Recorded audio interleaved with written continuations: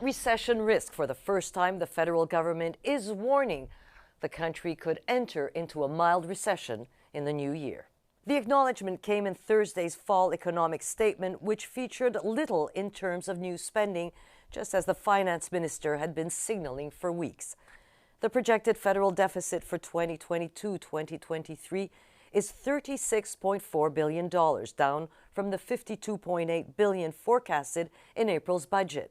In a worst-case scenario under a possible recession, the deficit could climb to $49 billion.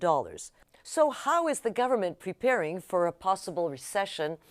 And why wasn't a windfall tax on oil and gas companies included in its economic statement? Joining me now is the Deputy Prime Minister and the Finance Minister, Chrystia Freeland. Chrystia Freeland, welcome to Question Period. It's good to have you on the show. Great to be with you, Joyce. So your fall economic statement warns of a mild recession possibly in the coming year. Will you yourself say that a recession is a possibility here in Canada? So you framed that very exactly and correctly, Joyce. In the fall economic statement, our baseline scenario, which is based on averaging the predictions of private sector economists, that baseline scenario actually forecasts a soft landing for the Canadian economy, and that's very much in line with the Bank of Canada's forecasts. But we are very aware that since we did that survey at the end of September, some people have turned more pessimistic. People are seeing central banks around the world raising rates really high. We're seeing inflation very persistent in Europe. And so because of that, there are some downside risks. And that's why we thought the prudent thing to do was to also present a downside scenario. And in that downside scenario, basically, it's like stress testing the government of Canada's finances. And we show that in the event that, if there were to be a mild recession, Canada's finances would remain robust and we would get through it. So, we always try to read between the line of the governor of the Bank of Canada, because it's a bit like the oracle. He seems to the think... sage of Delphi, right? The Delphic oracle. That's right. He seemed to suggest that there was a 50-50 chance. Would you agree with that? Perhaps unlike the governor of the Bank of Canada, I was not issued with a crystal ball when I became Minister of Finance. And, I think when we talk about the global economy being very uncertain right now, what that means is exactly that word, that people really just don't know. We have never been in an economic environment quite like this one, with such a sharp, synchronized tightening of monetary policy around the world, which basically means with interest rates going up so fast in all the major economies. So people just don't know for sure what's going to happen. We know there is a lot of uncertainty out there. We know there is a lot of volatility, but we can tell you one thing for sure. And that is, no matter what the global economy throws at us, Canada and Canadians are going to be just fine. And we're going to be just fine for two reasons.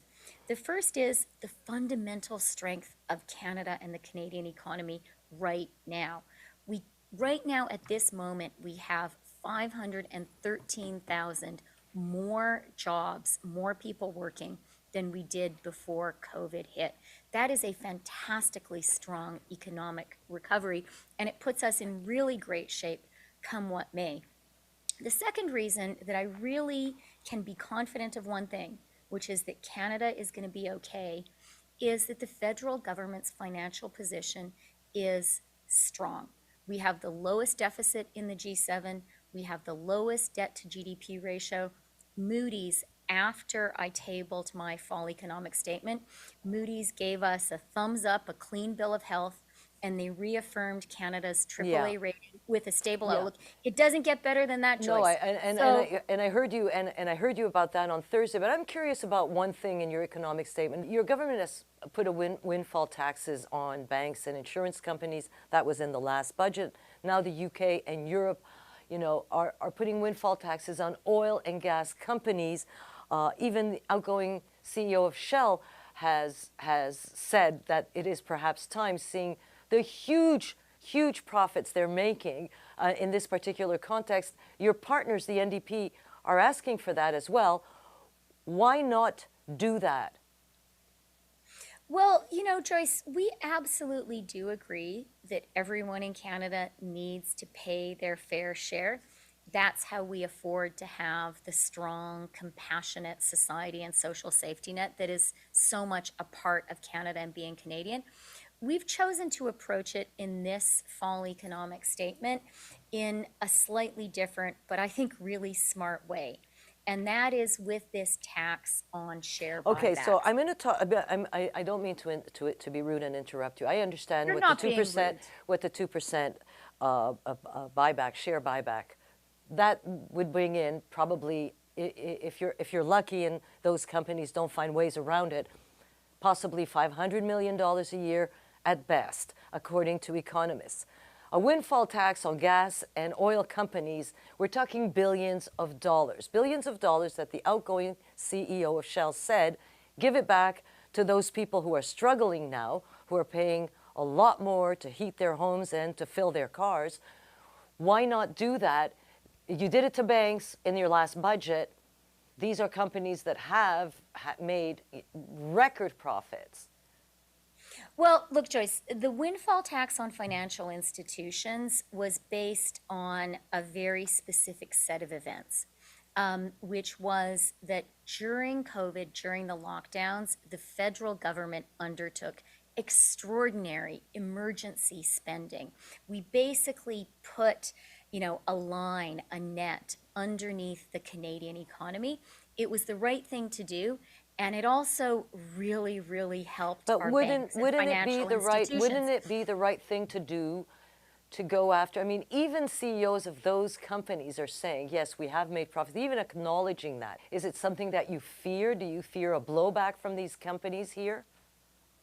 As I said, Joyce, I think the tax on share buybacks, and we've gone at 2%, whereas the US was at 1%, is exactly the right measure to ensure fairness, but also crucially to create the right incentives for Canada's biggest companies, very much including our oil and gas companies. Because what I want to say to Canada's biggest companies is, I would like you guys to solve a perennial problem in the Canadian economy, and that is that Canadian businesses are not investing enough money back into the Canadian economy. They're not investing enough money in productivity, in R&D, and in their workers. And by putting a tax on share buybacks, what the government is doing is creating the incentives for companies to do what we need them to do. So let me move on to another issue. The Conservatives have been calling on the government to cancel planned increases to the carbon tax, while the NDP have called you to waive the GST on home heating, and with winter looming and understanding the cost now of heating, would it, a temporary targeted sort of break or suspension be something you would be considering? So, what I think is really important, and I know that you know this, Joyce, what's really important to bear in mind when it comes to the price on pollution is in all the provinces that have the federal backstop, including Ontario, where I happen to live, that is a revenue neutral measure.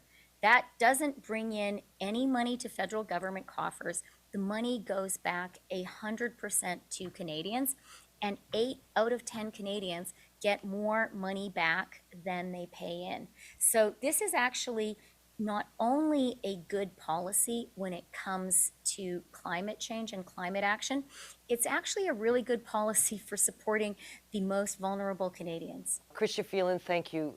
Thank you for being with us today. Thank you very much, Joyce. Always a pleasure to talk to you.